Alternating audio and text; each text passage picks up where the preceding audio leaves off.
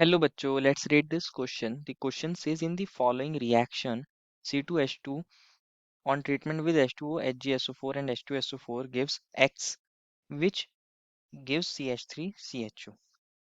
What is X?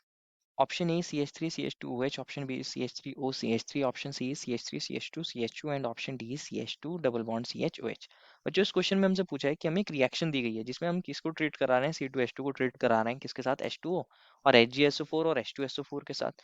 तो कोई compound X बन रहा है और वो एकदम कन्वर्ट हो रहा है किसके अंदर, CH3CHO के अंदर। तो हमें बताना है कि ये जो कंपाउंड X है ये कौन हो सकता है, क्या होगा ये कंपाउंड X। तो फर्स्ट ऑफ ऑल बच्चों बात करते हैं इस क्वेश्चन में हमारे की कंसेप्ट के बारे में। किसके बारे में बात कर रहे हैं, हमारे की कंसेप्ट के बारे में। और की कंसेप्ट क्या होगा बच्चों, हमारे पास हाइड्रेशन ऑफ एल्काइंस। क्या होगा बच्चों की कंसेप्ट, हाइड्रेशन ऑफ एल्काइंस। बच्चों जब हम एल्काइंस का हाइड्रेशन कराते हैं तो बच्चों ये इजीली नहीं होता, तो हम यहाँ पे HgSO4 को यूज कर लेते हैं। किसको यूज कर लेते हैं, HgSO4 को, जो कुछ हद तक हमारी रिएक्शन को कैटेलाइज कर देता है। मान लीजिए हम एल्काइंस को किससे ट्रीट करा रहे हैं, H2 से ट्रीट करा लेते हैं। और HgSO4 से जब ट्रीट कराते हैं और साथ में हमारे पास यहाँ H2SO4 लेते हैं, क्योंकि हमने H2O को लिख दिया तो डाइल्यूट H2SO4 बोल सकते हैं इसको। तो हमारे पास क्या देखने को मिलता है, हमारे पास यहाँ एक एडिशन प्रोडक्ट बन जाता है। एडिशन प्रोडक्ट बन जाता है और उसके अंदर क्या हो गया होगा, हमारे पास ओवरऑल अगर आप देखोगे तो H2O का एडिशन हुआ है। इस वजह से इस रिएक्शन को क्या बोलते हैं, hydration of alkyne. That is वहां हम क्या कर रहे होंगे, ओवरऑल H2O ऐड हो रहा होगा मॉलिक्यूल के अंदर। तो जो हमें कंपाउंड दिया है C2H2 वो भी क्या होता है, एल्काइन होता है। C2H2 क्या होता है हमारे पास, C ट्रिपल बॉन्ड C और ये H और ये H। हमारे पास ये कौन है, एल्काइन है C2H2। हमारे पास कौन है, ये एल्काइन है, इथाइन बोल सकते हैं इसको। तो अगर हम इसको भी ट्रीट कराते हैं हमारे H2O HgSO4 और H2SO4 के साथ, तो HgSO4 से जब हम इसको ट्रीट कराते हैं तो हमारे पास HgSO4 के अंदर कौन होता है, हमारे पास Hg2 प्लस होता है, Hg2 प्लस है। और SO4 2 नेगेटिव है, SO4 2 नेगेटिव है। तो हमारे पास यहाँ जो ट्रिपल बॉन्ड होता है बच्चों, ये न्यूक्लियोफिलिक नेचर का होता है। ये क्या काम करता है, इस Hg2 प्लस पर अटैक करता है।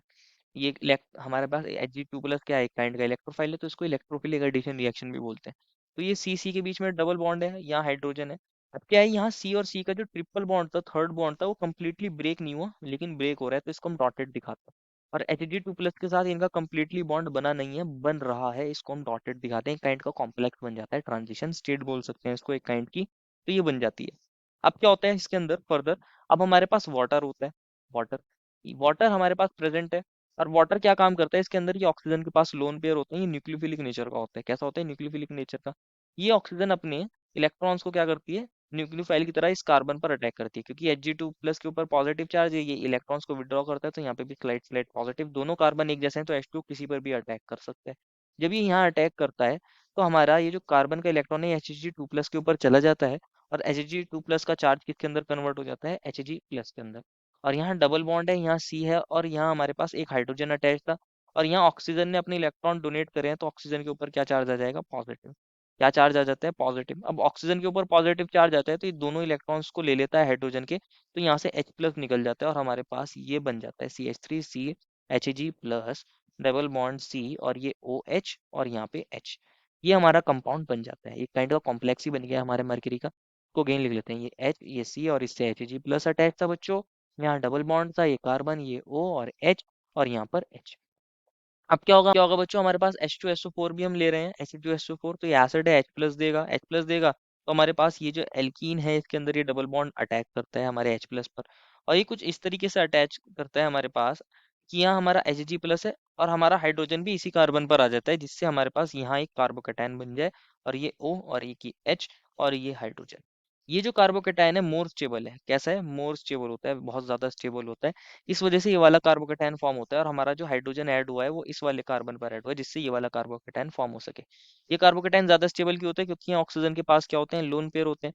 ये अपने लोन पेयर्स को क्या कर सकता है, इजिली डोनेट कर सकता है यहाँ पे। तो हमारे पास क्या बन जाएगा, इसका एक और स्ट्रक्चर बन सकता है, एक और इसका क्या बन जाता है स्ट्रक्चर, ये Hg प्लस और ये H और ये C, ये डबल बॉन्ड O H और ये ऑक्सीजन पे पॉजिटिव चार्ज और इससे बच्चों एक हाइड्रोजन अटैच था। इस स्टेबलाइजेशन को बोलते हैं plus mesomeric stabilization, plus mesomeric stabilization बोलते हैं। और इसकी वजह से हमारे पास जो कार्बोकेटायन फॉर्म हुआ है बहुत ज्यादा स्टेबल होता है। कैसा होता है, बहुत ज्यादा स्टेबल होता है, तो इसलिए ये वाला कार्बोकेटायन यहाँ फॉर्म होता है। अब इस कार्बोकेटायन के अंदर फर्दर क्या होता है, रिएक्शन होती है। कैसे रिएक्शन होती है इसको समझ लेते हैं। ये कार्बोकेटायन बना था बच्चों हमारे पास, ये C था, ये Hg प्लस था और यहाँ हमारा एक हाइड्रोजन था, ये C, और यहाँ इसके ऊपर कौन सा चार्ज था, पॉजिटिव। ये कौन था बच्चों, हमारा ये हाइड्रोजन था, और ये OH था। अब क्या होता है हमारे पास यहाँ पे, ये मरकरी का इलेक्ट्रॉन है, Hg+ का एक इलेक्ट्रॉन, ये अपने दोनों इलेक्ट्रॉन को यहाँ लूज कर देता है, और यहाँ से Hg2+ निकल जाता है। Hg2+ यहाँ से निकल जाता है, -Hg2+, क्योंकि उसने अपना एक इलेक्ट्रॉन लूज कर दिया है। तो हमारे पास Hg2+ निकलता है, ये CH और यहाँ हमारे पास डबल बॉन्ड बन जाता है, ये हाइड्रोजन, ये OH, ये OH। तो ये बन जाता है हमारे पास, और ये होती है इनॉल फॉर्म। क्या होती है, इनॉल फॉर्म। कौन होती है, इनॉल फॉर्म, और ये होती है लेस स्टेबल, थर्मोडायनेमिकली ये फॉर्म होती है लेस स्टेबल। तो ये फॉर्म हमारे पास टॉटोमराइज हो जाती है और कीटो फॉर्म के अंदर कन्वर्ट हो जाती है, क्योंकि कीटो फॉर्म हमारे पास ज्यादा स्टेबल होती है। तो कीटो फॉर्म के अंदर क्या होता है, ये हाइड्रोजन इस वाले कार्बन पर चला जाता है, और ये डबल बॉन्ड इधर आ जाता है। तो यहाँ हमारे पास टॉटोमराइजेशन देखने को मिलता है। क्या देखने को मिलता है, टॉटोमेराइजेशन, टॉटोमेराइजेशन देखने को मिलता है, और ये कन्वर्ट हो जाता है CH3, और ये C, और डबल बॉन्ड O और H। ये कीटो फॉर्म होती है, कीटो फॉर्म, और ये ज्यादा स्टेबल होती है, मोर स्टेबल, मोर स्टेबल। तो हमने जब अपने कंपाउंड को रिएक्ट कराया था इसके साथ बच्चों, SO4 और H2SO4 के साथ, तो हमारा ये वाला फॉर्म बनी थी, इनॉल फॉर्म। ये कंपाउंड बनता है।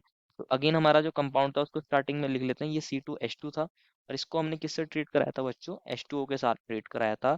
HgSO4 के साथ ट्रीट कराया था, H2SO4 के साथ ट्रीट कराया था। तो हमारे पास बच्चों ये बनता है H, और ये डबल बॉन्ड, ये C और OH, और यहाँ पर H। तो ये जो फॉर्म होती है बच्चों, ये इनॉल फॉर्म होती है, और ये टॉटोमराइज कर जाती है, जिसको हम रिवर्सिबल इस तरह एरो से दिखा रहे हैं यहाँ पे। तो हमारे पास ये किसके अंदर कन्वर्ट हो जाती है, CH3 C double bond OH के अंदर, दैट इज CH3 CHO के अंदर कन्वर्ट हो जाती है। तो यही तो हमारा कंपाउंड कौन हुआ, X हुआ। यही तो हमारे पास कौन है, X है। तो बच्चों इसको हम ऐसे भी तो लिख सकते हैं, CH2 डबल बॉन्ड C, और इससे एक H अटैच है और एक OH अटैच है, ऐसे लिख सकते हैं। तो ये इनॉल फॉर्म जो है यही हमारा X है। इसको अपने ऑप्शन में चेक करते हैं। ऑप्शन ए में तो बच्चों हमें सिंपली एक अल्कोहल दिया है, इनॉल तो दिया ही नहीं है। तो ये तो ऑप्शन गलत हो जाएगा। ऑप्शन बी में हमें ईथर दिया है, तो ये तो बनता नहीं, इनॉल बनती है। ऑप्शन सी में एल्डिहाइड, तो ये भी गलत। ऑप्शन डी में देखोगे अगर आप, हमारा CH2 डबल बॉन्ड CHOH बनना है, इनॉल बननी है, तो यही एक्स है। देखो final answer is option number D. I hope you understood it well, and best of luck.